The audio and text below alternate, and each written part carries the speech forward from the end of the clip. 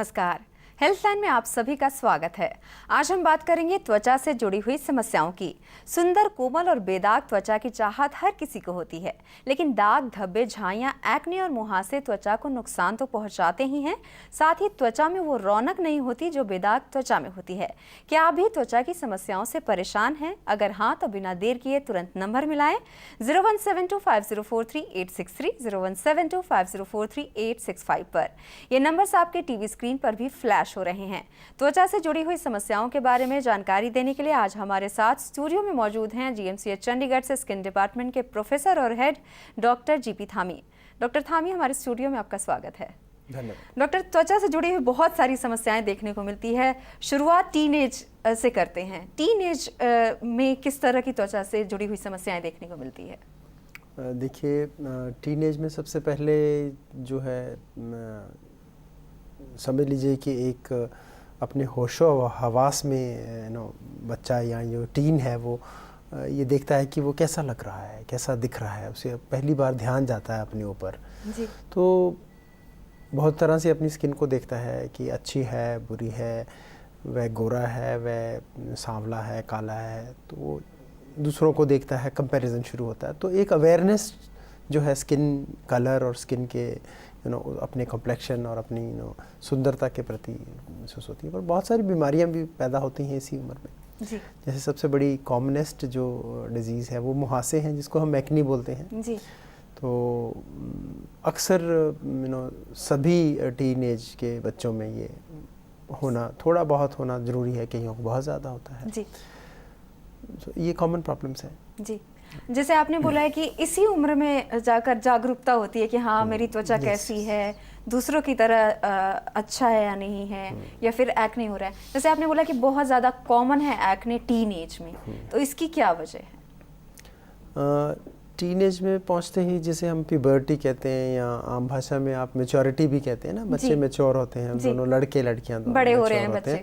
तो कुछ हार्मोन्स इस तरह के जो एंड्रोजन होते हैं वो जो कि ज़रूरी है मैच्योर होने के लिए, वो जब आते हैं तो वो इस तरह से कभी कभी कुछ लोगों में जिनमें कि ये टेंडेंसी होती है एक्नी होने की, तो उनमें एक्नी भी ले आते हैं। तो ग्रोथ से रिलेटेड है, तो ग्रोथ होनी है तो हार्मोन भी बढ़ने हैं, वो हार्मोन बढ़ेंगे तो कुछ लोगों में जिनमें ये टेंडेंसी है एक्नी भी आ सकती है। जी जी।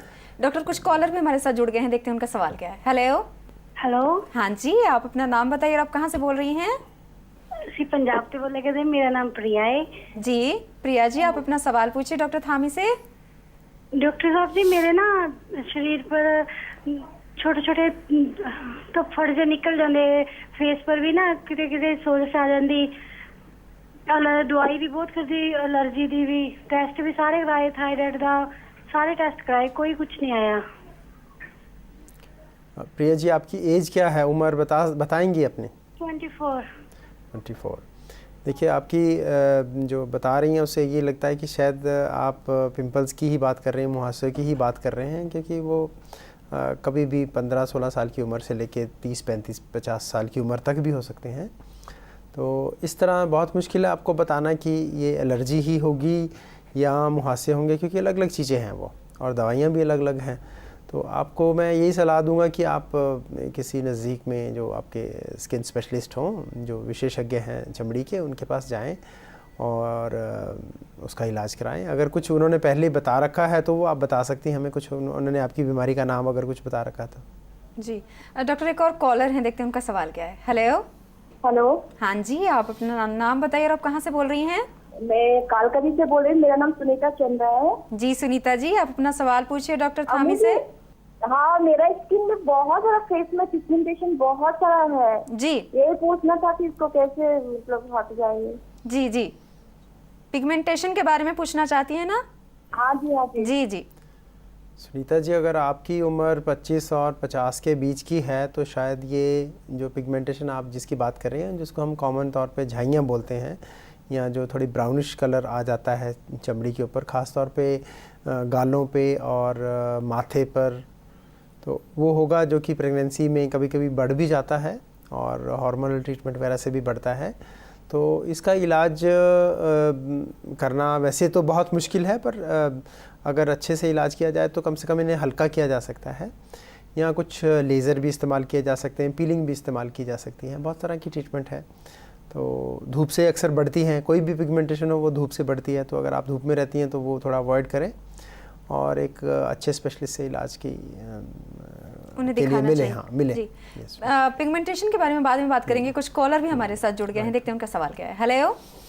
हेलो। हाँ जी, आप अपना नाम बताइए और आप कहाँ से बोल रही हैं? हाँ जी, पंजाब से बोल रहे हैं, भीम सिंह।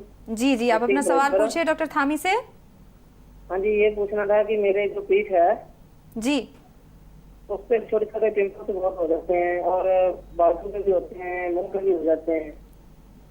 जी हाँ जी। भीम सिंह जी, पिंपल्स तो अभी हम बात कर ही रहे थे कि वो कॉमन है एडोलेसेंट एज में और टीन एज में और उसके बाद भी चलते रहते हैं। तो उसके लिए आपको ये ज़रूरी है कि आप अच्छे से अपनी जो चमड़ी जिस पे मुहासे हो रहे हैं उस पर अच्छे से आप साबुन लगाएं, उसे साफ़ रखें ताकि एक्स्ट्रा जो इन्फेक्शन ऊपर से हो जाती है वो ना हो। और कोशिश करें कि किसी स्पेशलिस्ट को दिखाएं नज़दीक। आजकल बहुत अच्छे मुहासे का ट्रीटमेंट है, तो लगाने वाली भी खाने वाली भी दवाई आपको कौन सी देनी चाहिए या दोनों देनी चाहिए, ये डिपेंड करेगा कि इनके कितने पिंपल्स हैं। कई बार कुछ लगाने वाली से दवाई से भी काम चल जाता है और ज़्यादा हो तो खाने समस्या हो जाए तो क्या हाँ बिल्कुल ठीक होने वाली चीज़ है। अगर ये ट्रीटमेंट कराएं तो इसका इलाज हो बिल्कुल ठीक होने वाली चीज़ है। थोड़ा मेंटेनेंस ट्रीटमेंट चाहिए होता है, थोड़ा लंबे समय का ट्रीटमेंट लगेगा, 6 महीने साल भर का, पर ये पूरा ठीक होने वाली चीज़ है। लेकिन साफ सफाई का भी ध्यान रखना पड़ेगा। यस बिल्कुल, डेफिनेटली, क्योंकि ऑयली स्किन में ज़्यादा एक्ने होते हैं। तो जो ये खुद से कर सकते हैं वो यही कर सकते हैं कि कम से कम ऑयली स्किन को वॉश करते रहें, 1-2 बार दिन में जरूर साबुन से धोएं। जी, साबुन जैसे आपने बोला है, तो क्या कोई पर्टिकुलर साबुन होना चाहिए उसके लिए या कोई भी साबुन इस्तेमाल किया जा सकता है? नहीं, देखिए जो नहाने के साबुन हमारे अक्सर जो हम घरों में सभी इस्तेमाल करते हैं, लक्स, रेक्सोना, पियर्स, ये बहुत सारे कॉमन नेम्स हैं जी। तो ये सभी एक अच्छे साबुन हैं और कई ब्रांड्स तो काफ़ी देर से हैं, मतलब 50 साल पुराने ब्रांड भी हैं, वेल ट्राइड ब्रांड्स हैं, अच्छे साबुन हैं। सिर्फ दवाइयों वाले साबुन जो हैं उन्हें थोड़ा अवॉइड करना चाहिए क्योंकि वो कभी कभी इरिटेशन करते हैं। जी जी। डॉक्टर, कुछ और भी कॉलर जुड़ गए हैं, देखते हैं उनका सवाल क्या है। हेलो। हेलो। हाँ जी, आप अपना नाम बताइए और आप कहाँ से बोल रहे हैं? हम एमपी से बोल रहे हैं, धर्मेंद्र सिंह। जी, आप अपना सवाल पूछिए डॉक्टर थामी से। हमारा सवाल है कि मुझे जो चेहरे पर छोटे छोटे दाने टाइप के हो रहे हैं जी, तो उनमें हमने सागर में दिखाया था डॉक्टर शरद गुप्ता को, जो चर्म रोग विशेषज्ञ हैं जी। तो वो बोल रहे थे कि तुम्हारे लिए मसे हो गए हैं, उनको तुम्हें लेजर से नष्ट करवाना पड़ेगा, कटवाना पड़ेगा। जी। जो हमारे चेहरे के दाहिने हिस्से पर, गाल पर जो है छोटे छोटे कुछ जगह पर दिख रहे हैं। जी जी। तो हमने कहा डॉक्टर यहाँ पर देखा टीवी पर है स्किन प्रॉब्लम्स, तो हमने कहा फोन लगा लें। जी जी। समस्या का हो सकता है समाधान हो जाए। जी जी। धर्मेंद्र जी, आपकी जो बता रहे हैं उससे ये लग रहा है कि डेफिनेटली आपको मस्से जो हैं, जिनको हम वॉट्स बोलते हैं, जो कि अक्सर वायरस द्वारा पैदा होते हैं, वो शायद आपके चेहरे पे हो गए हैं। और मुझे लगता है कि आपके डॉक्टर साहब ने आपको ठीक ही बताया है कि उन्हें काटना पड़ेगा या बिजली से जलाना पड़ेगा, बहुत सारे तरीके होते हैं। कोई लगाने वाली दवाई से वो अक्सर ठीक नहीं होते हैं, तो उनको जो है डिस्ट्रॉय करना पड़ता है उस एरिया को। तो चाहे वो काट के किया जाए या बिजली से जला के किया जाए या कुछ ठंडी गैसेस भी होती हैं उनसे करे जाएँ। तो अगर आपने सलाह ले रखी है तो मुझे लगता है वो ठीक ही कह रहे हैं, आप करवा लीजिए उनसे। डॉक्टर, हम बात कर रहे थे एक्ने के बारे में, उसके बाद अभी 2-3 सवाल ऐसे थे जो काफ़ी अच्छे सवाल थे। जैसे मस्से के बारे में उन्होंने पूछा, आपने बोला कि इसको दवाओं से ठीक नहीं किया जा सकता। तो जैसे डॉक्टर से उन्होंने सलाह ली थी तो उन्होंने बोला इसे कटवा के हटवाना चाहिए, तो क्या वो बिल्कुल सेफ़ है ट्रीटमेंट अगर लेज़र से वो ट्रीटमेंट लेते हैं तो? नहीं, लेज़र से लें या काट के या बिजली से जलाएं, या लेकिन जो मैं बता रहा था कि जिसमें कि वो हमारा वायरस जो वायरस ये वाला डिजीज़ करता है जिसे हम मस्से बोलते हैं, वो वायरस जब एक बार हमारे सेल्स में घुस जाता है तो उसे निकाला नहीं जा सकता, तो वो सेल ही डिस्ट्रॉय करना पड़ता है। तो सारे डिस्ट्रक्टिव मेथड से ही किया जाता है। तो ये बिल्कुल सही बता रहे थे, ऐसा ही करना पड़ेगा। तो पर ये जो डिज़ीज़ है थोड़ा डिफ़िकल्ट होता है ट्रीट करना, क्योंकि जब भी कहीं हम फेस पे हैं या किसी भी चमड़ी पे जाके हम काटने की बात करेंगे तो वहाँ कुछ दाग भी रहेगा ना? तो वो उसको बहुत धीरे धीरे सफाई से काटना ज़रूरी है।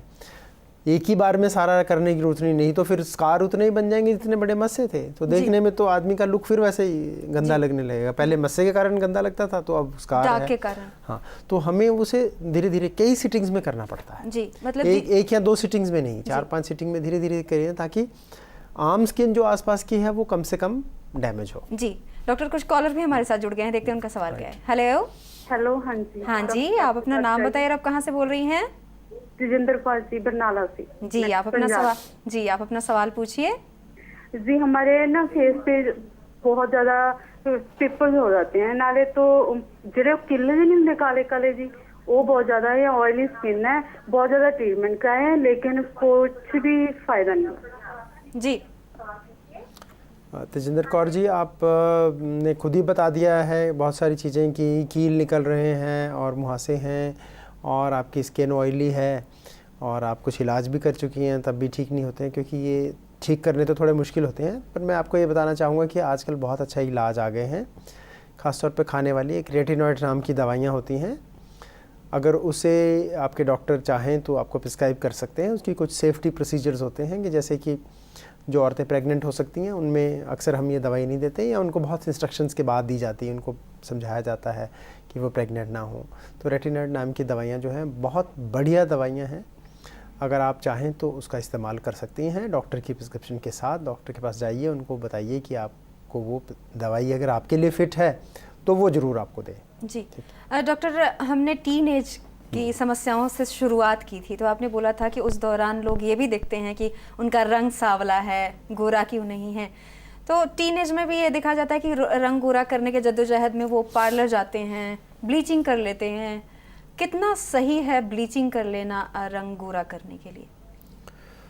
देखिए अमृता जी, ये जो ब्लीचिंग एक प्रोसीजर है जिसमें कि वर्ड खुद ही बताता है, ब्लीच का मतलब ये है कि रंग को उड़ा देना किसी भी चीज़ में। बहुत पुराने ज़माने में धोबी लोग इस्तेमाल किया करते थे, जब कोई दाग पड़ जाता था किसी कपड़े पे तो एक ब्लीचिंग पाउडर का इस्तेमाल करते थे वो, जिससे कि वो दाग उड़ जाता था और कपड़ा फिर सफ़ेद हो जाता था। ये सफ़ेद कपड़ों के लिए इस्तेमाल किया जाता था। तो इसी तरह हमारे यहाँ भी जो कलर है, पिगमेंटेशन है, उसका अगर जो ऊपर का लेयर है जो हमें बाहर दिख रहा है जी, उसको अगर हम ब्लीच कर दें तो कुछ हद तक, पूरा तो नहीं, कुछ हद तक वो उतना डार्क नहीं रहता, थोड़ा सा फेड हो जाता है। जैसे समझ लीजिए कि आपके कपड़ों पे दाग पड़ गया तो आपने उस दाग को हल्का कर दिया, गया नहीं वो जी, और वो पर हमारी चमड़ी नीचे से ऊपर को दोबारा आती है जी, तो फिर आ जाएगा। जी, तो टेम्परेरी प्रोसीजर है वो। डॉक्टर कुछ दिन आप अच्छे लगेंगे, 5-7-10 दिन, जी, उसके बाद वो पिगमेंटेशन फिर वापस आ जाएगा। टेम्परेरी इलाज है। डॉक्टर थामी, जैसे आपने कहा है कि टेम्पररी इलाज है, लेकिन कितना सेफ है? क्योंकि सिर्फ टीनेज के ही नहीं, आजकल हर कोई ब्लीचिंग करने लगा है, चाहे वो मेल हो या फीमेल हो, सभी पार्लर जाने लगे हैं। आजकल चलन बढ़ गया है पार्लर का। तो ब्लीच कितना सेफ है? ब्लीच की अगर आप बात करें तो बहुत अनसेफ नहीं है ये, जब तक कि आपको इरिटेशन ना हो। जो लोग उसको टॉलरेट नहीं कर पाते, जो ब्लीचिंग एजेंट है उसमें, ठीक है, हाइड्रोजन पेरोक्साइड जैसा होता है, तो अगर आपको लगाने पे बहुत बर्निंग सेंसेशन होती है, बहुत जलन होती है, बहुत इरिटेशन होती है, सुइयाँ चुभती हैं, तो यही एक साइड इफ़ेक्ट है ज़्यादा इसका। अदरवाइज़ कोई ज़्यादा साइड इफ़ेक्ट नहीं है। अगर आप टॉलरेट अच्छी तरह कर लेते हैं तो कोई हार्मफुल नहीं है। दूसरा इसमें ये इंपॉर्टेंट ज़रूरी है कि आप उसके ब्लीच के बाद, क्योंकि आपने इरिटेंट लगाया है अपनी चमड़ी पे, जी, है नहीं, तो आप इमीडिएट धूप में ना जाएं कुछ दिन, क्योंकि नहीं तो हो सकता है आप अल्टीमेटली ज़्यादा डार्क स्पॉट्स ले बैठें। क्योंकि जब हम रॉ स्किन को, इरिटेटेड स्किन को धूप में लेके जाएंगे तो वो और ख़राब हो सकता है। जी डॉक्टर थामी, हमारे साथ कुछ कॉलर भी जुड़ गए हैं, देखते हैं उनका सवाल क्या है। हेलो। हाँ जी, आप अपना नाम बताइए और आप कहाँ से बोल रहे हैं? जी, मैं बख्तियार बोल रहा हूँ श्रीनगर से। जी, आप अपना सवाल पूछिए डॉक्टर थामी से। डॉक्टर साहब से ये सवाल है कि मेरे चेस्ट और बैक और मेरे फेस पे बहुत सारे पिंपल्स निकलते हैं जी, और कंसल्ट करवाया था डॉक्टर साहब से, तो वो कह रहे हैं कि एक्यूट एक्नी है, और जो ही मेडिकेशन होता है तो पिंपल भाग जाते हैं, मेडिकेशन के बाद और आ जाते हैं। बख्तियार जी, आप बिल्कुल सही कह रहे हैं। पहले भी डिस्कस कर चुके हैं कॉलर ने, एग्जैक्टली उनको एक्नी थे और हमने उनको बताया कि रेटिनॉइड नाम की दवाइयाँ जो हैं वो इस्तेमाल की जाती हैं आजकल और बड़ी सेफ़ हैं, और ख़ास तौर पे अगर मेल्स की बात करें तो बहुत ही सेफ़ है। फिर तो जो कॉमन साइड इफ़ेक्ट है उनका प्रेगनेंसी को ख़राब करना, तो वो भी नहीं है। तो मेल्स में तो काफ़ी हद तक हम मतलब काफ़ी फ्रीली यूज़ कर सकते हैं उन दवाइयों को। तो आप डॉक्टर साहब के पास जाइए, उनसे ये दवाइयाँ लिखवाइए और जहाँ तक आप कह रहे हैं कि जब हो जाते हैं और फिर दोबारा हो जाते हैं, ये भी बिल्कुल आदत इनकी जो पिंपल्स की यही आदत होती है, हो जाना ठीक हो जाना, हो जाना ठीक हो जाना। तो आपको ये चाहिए कि जब वो ठीक हो जाएं तो आप अपने डॉक्टर के पास प्लीज़ दोबारा जाएं और उनसे पूछें कि इनको ठीक रखने के लिए क्या करना है, जिसे हम आम भाषा में कह सकते हैं मेंटेनेंस ट्रीटमेंट। ठीक है, ठीक तो कर लिए, उसके लिए क्यूरेटिव ट्रीटमेंट रहेगी, उसके बाद मेंटेन रखने के लिए, क्योंकि किसी भी ट्रीटमेंट से जो पिंपल्स हैं वो परमानेंटली आने बंद नहीं हो जाएंगे। तो थोड़ा बहुत मेंटेनेंस ट्रीटमेंट जरूर करते रहना पड़ेगा 1-2 साल, तब जाके बंद होंगे वो। तो आप शायद मेंटेनेंस फेज़ में भूल जाते हैं, इसलिए फिर दोबारा से आपको क्यूरेटिव फेज़ में जाना पड़ता है। जी डॉक्टर, एक और कॉलर हैं, देखते हैं उनका सवाल क्या है। हेलो। हेलो। हाँ जी, आप अपना नाम बताइए और आप कहाँ से बोल रहे हैं? मेरा नाम लव कुमार है जी। आप अपना सवाल पूछिए डॉक्टर थामी से। मेरे बचपन से माथे पर ये चेचक के दाग है, क्या वो हट सकते हैं? कि लव कुमार जी, चेचक के अगर दाग आपके फेस पे हैं तो आजकल बहुत सारे प्रोसीजर हैं, बहुत सारी ऐसी तकनीक हैं जिनसे उन्हें कम किया जा सकता है। पूरे तो नहीं हटाया जा सकता, कि जैसे गड्ढे से तो हैं तो उनको गड्ढों को कम गहरा किया जा सकता है, थोड़ा सा ऊपर से प्लेन करके। सर्जरी द्वारा भी किया जा सकता है, जिसे कॉस्मेटिक या प्लास्टिक सर्जरी कहते हैं, तथा लेज़र भी हैं, बहुत सारी टेक्निक्स हैं। डेफिनेटली किया जा सकता है, पर बहुत स्लो प्रोसेस है, बहुत सारी सिटिंग्स लगती हैं, और अगर आप उसे प्राइवेट सेक्टर में करवाने की कोशिश करेंगे तो कॉस्टली भी बहुत होगा। सरकारी सेक्टर में थोड़ा सस्ता हो सकता है जी, लेकिन पूरी तरह से ठीक नहीं हो सकता। हाँ, थोड़ा सा तो ज़रूर मालूम पड़ेगा जहाँ रिपेयर करेंगे। जी जी। बिल्कुल वैसी चमड़ी मिल जाए इनको जैसा पहली थी, वो मैं इनको उम्मीद नहीं जगाना चाहूँगा, क्योंकि वो पॉसिबल नहीं। जी डॉक्टर, कुछ और कॉलर भी जुड़ गए हैं, देखते हैं उनका सवाल क्या है। हेलो। हेलो। हाँ जी, आप अपना नाम बताइए और आप कहाँ से बोल रही हैं? हाँ जी, मैं सीमा बोल रही हूँ पंजाब से। जी सीमा, आप अपना सवाल पूछिए। मैंने डॉक्टर साहब से पूछा था कि मेरी एज 40 साल है जी। और ना मेरे फेस के ऊपर ना काफी पिगमेंटेशन है जी। तो मैं स्किन स्पेशलिस्ट के पास गई थी, तो उसने मुझे कुछ मेडिसिन भी दी, उससे थोड़ा सा तो फर्क पड़ गया, लेकिन अब मेरे फिर दोबारा हो गई है। मैंने ये पूछा था कि ये पील ऑफ क्या होता है, वो कह रहे थे कि आपका पील ऑफ करना पड़ेगा। देखिए सीमा जी, ऐसा है कि जो आप बता रही हैं वो अगेन हम पहले भी डिस्कस कर चुके हैं, शायद वो झाइयाँ जिनको बोलते हैं कॉमन तौर पे, मिलास्मा बोलते हैं, क्लोएस्मा भी बोलते हैं, वो हो रहा है आपको शायद। और उसमें अक्सर ऐसा रहता है कि ट्रीटमेंट करने के बाद वो वापस आने की कोशिश करती हैं, ये भी बिल्कुल आदत है उनकी। तो इसमें भी मैं आपसे यही चाहूँगा कि ट्रीटमेंट बहुत सारे हैं। अगेन जैसे हम पिछले कॉलर से बात कर रहे थे कि शायद मेंटेनेंस के टाइम बिल्कुल बंद कर दी जाती है दवाई, एक बार ठीक करने के बाद उसे मेंटेन नहीं किया जाता, जबकि मेंटेनेंस में किसी दवाई को बहुत कम या इनफ्रीक्वेंटली करके, जैसे अगर आप रोज़ कोई दवाई लगा रहे हैं और फिर हफ्ते में 2 दिन लगाएं, तो वो मेंटेनेंस फेज़ में काफ़ी होती है उसे ठीक रखने के लिए। तो शायद आप बहुत जल्दी छोड़ रही हैं, या आपके डॉक्टर आपको जल्दी दवाई बंद करने की सलाह दे रहे हैं, या शायद अपने आप से ही छोड़ देती हूँ। तो पहले तो उसे ट्राई करें कि आप मेंटेनेंस उसकी रखें कुछ ना कुछ। अगर फिर भी उससे आपको लगता है कि ये बार बार हो रहा है, तो पीलिंग जो आप कह रही हैं भी एक प्रोसीजर है, डेफिनेटली इफ़ेक्टिव है, पर उससे ज़्यादा मुश्किल है जो आप ट्रीटमेंट जो क्रीम्स लगा रही हैं, ट्यूब लगा रही हैं, क्योंकि उसके लिए बहुत सारा धूप से बचना, कई बार पीलिंग करनी पड़ेगी। उसमें थोड़ा सा एसिड जैसी चीज़ लगाई जाती है आपके चेहरे पे, ताकि ऊपर का जो लेयर है वो छील दिया जाए। पीलिंग का मतलब वही होता है, पीलिंग का मतलब कि छील देना, जो कि डार्क लेयर है वो छील दिया जाए, ताकि दवाइयाँ भी ज़्यादा एंटर करें और उसका जो एसिड है उसका भी अपना असर हो। तो इस तरह करके 4, 5, 10 सिटिंग्स डिपेंड करता है कि आपकी कैसी पिगमेंटेशन है, तो उसके हिसाब से आपको रिस्पॉन्स आएगा।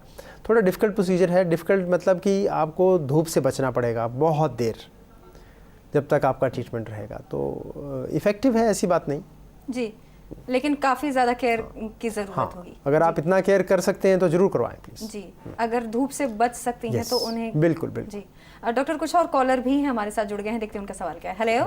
हेलो। हाँ जी, आप अपना नाम बताइए और आप कहाँ से बोल रहे हैं? विनोद बोल रहा हूँ राजस्थान से मैं। जी विनोद जी, आप अपना सवाल पूछिए। मैं ये स्किन ऑयली है और स्किन पे खड्डे हैं जी, तो उसके लिए कोई ट्रीटमेंट खड्डों के लिए? पीलिंग मैंने कई बार करवा चुकी है जी।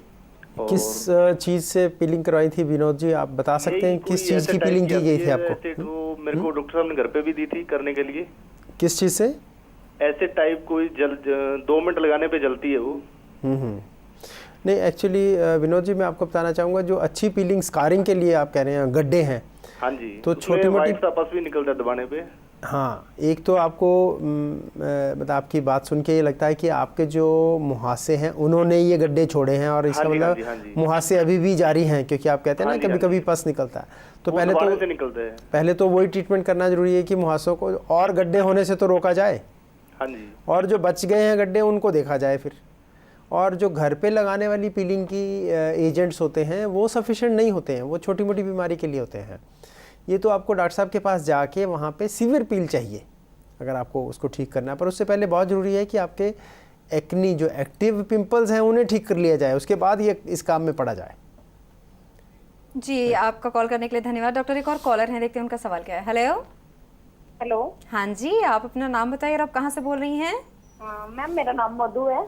जी मधु जी, आप अपना सवाल पूछिए। मैम हम जम्मू से बोल रहे हैं। जी जी जी। हाँ जी, वो मुझे भी पिंपल्स गर्मियों में हो जाते हैं वैसे ज्यादातर। जी, यही सवाल है आपका? मैम जम्मू से। आप अपनी टीवी की वॉल्यूम को बंद कर दीजिए। मधु जी का भी यही सवाल है, उनको पिंपल्स बहुत हो जाते हैं। हाँ मधु जी, आई थिंक हमने आपके जैसे सवालों का पहले काफ़ी जवाब दे रखा है कि ऑयली स्किन में होते हैं, बार बार हो जाते हैं। आपको स्किन स्पेशलिस्ट जो नज़दीक है उनके पास जाइए, लगातार इलाज कराइए, मेंटेनेंस में भी रखिए, नहीं तो वो फिर से दोबारा। और त्वचा की साफ सफाई का भी ध्यान रखना होगा। यस। डॉक्टर, ब्रेक पे जाने से पहले हमने बात की थी ब्लीचिंग कितना सेफ है। लोग पार्लर जाते हैं, बहुत सारे प्रोसीजर्स भी होते हैं वहाँ पर, फेशियल कराते हैं, फेशियल के भी बहुत सारे प्रोसीजर्स हैं, तो आखिर क्या ऐसा होता है कि चेहरे में चमक आ जाती है, क्या वो कराना चाहिए या नहीं? देखिए, वैसे तो कोई साइंटिफिक बेसिस नहीं है ब्यूटी पार्लर प्रोसीजर्स का किसी का भी। जैसे मैंने आपको ब्लीचिंग भी बताया कि समहाउ कहीं से कोई चीज़ का इफ़ेक्ट इस्तेमाल करके इसको किया जाता है। अगर आप फेशियल की बात करें, जो कि कॉमनेस्ट चीज़ इस्तेमाल करी जा रही है आजकल, every woman is getting facial done, तो फेशियल कुछ नहीं, एक मसाज है कि किसी तरह से चेहरे को मसाज किया जाता है, काफ़ी ज़ोर ज़ोर से भी किया जाता है, और डिफरेंट तरह की क्रीम लगाई जाती हैं जिसकी प्रैक्टिकली कोई वैसे वैल्यू नहीं है, सिर्फ एक ही, क्योंकि ज़ोर ज़ोर से मलना है तो कुछ तो लगाना ही पड़ेगा जी, उससे कोई वैसे कोई जो है दवाइयों वाला असर नहीं होता है जी। तो वो लगा के आपके फेस को इतना रगड़ा जाता है कि एक तो ऊपर का जो स्किन का लेयर है जी काफ़ी हद तक वो निकल जाता है जी, और क्योंकि ज़ोर ज़ोर से उसे मला जाता है इसलिए वो थोड़ा लाल भी हो जाता है जी, थोड़ा सोजिश भी आ जाती है उसमें जी। तो ये सब मिलके आपको ऐसा लगता है कि थोड़ा सा स्वेलिंग कर देता है आपके फेस पे जी। तो आपके वो उसी को शायद लोग ग्लो बोलने लग जाते हैं, जो वो 2-4-5 दिन रहेगा। तो इससे ज़्यादा कोई इफ़ेक्ट नहीं है फेशियल जो हैं, जो आप कहती हैं, बल्कि साइड इफ़ेक्ट बहुत सारे हो सकते हैं जो कि काफ़ी देर बाद दिखते हैं जी।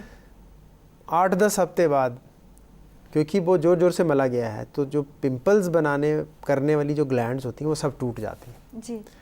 तो हर फेशियल प्रोसीजर के बाद, फेशियल जो प्रोसीजर हो रहा है ब्यूटी पार्लर में जी, जो क्रीम्स भी इस्तेमाल करी जा रहे हैं, उसके कई हफ्तों बाद लोग हमारे पास पिंपल्स लेके आते हैं जी। मतलब फेशियल के साइड इफेक्ट्स हैं, पिंपल्स हो जाते हैं बिल्कुल जी जी। थोड़ी देर का इफेक्ट है, पर साइड इफेक्ट किसी भी चेहरे को अगर जोर जोर से मलेंगे तो वो थोड़ा सा फूल जाएगा, थोड़ा सा सूज जाएगा, थोड़ा रेडिश लगेगा, तो रिंकल्स भी कम दिखेंगे क्योंकि वो स्वोलन हो गया है जी। बस इतना सा इफेक्ट है जी। डॉक्टर थापनिया, आप हमारे स्टूडियो में आए, त्वचा से जुड़ी हुई समस्याओं के बारे में बातचीत की, आपका बहुत बहुत धन्यवाद। Thank you. तो ये था त्वचा की समस्याओं से संबंधित आज का हमारा हेल्पलाइन कार्यक्रम। उम्मीद है कि आपने आज के इस कार्यक्रम को ध्यान से सुना और देखा होगा, और डॉक्टर थामी के द्वारा दिए गए सुझाव को अब आप अपने ध्यान में रखेंगे, तभी आपकी त्वचा बेदाग और खूबसूरत रह पाएगी। तो कैसा लगा आज का हमारा हेल्पलाइन कार्यक्रम? हमें ज़रूर लिखें। हमसे संपर्क करने के लिए हमारा ईमेल ID नोट करें, helpline@daylightnews.com। फिलहाल हेल्पलाइन में बस इतना ही। नमस्कार। खबरों की दुनिया में आइए, हमारे साथ कहीं भी और कभी भी जुड़िए। हम मिलेंगे फेसबुक पर, हम दिखेंगे YouTube पर, हमें फॉलो कीजिए ट्विटर पर। खबरों के साथ बने रहिए रात दिन।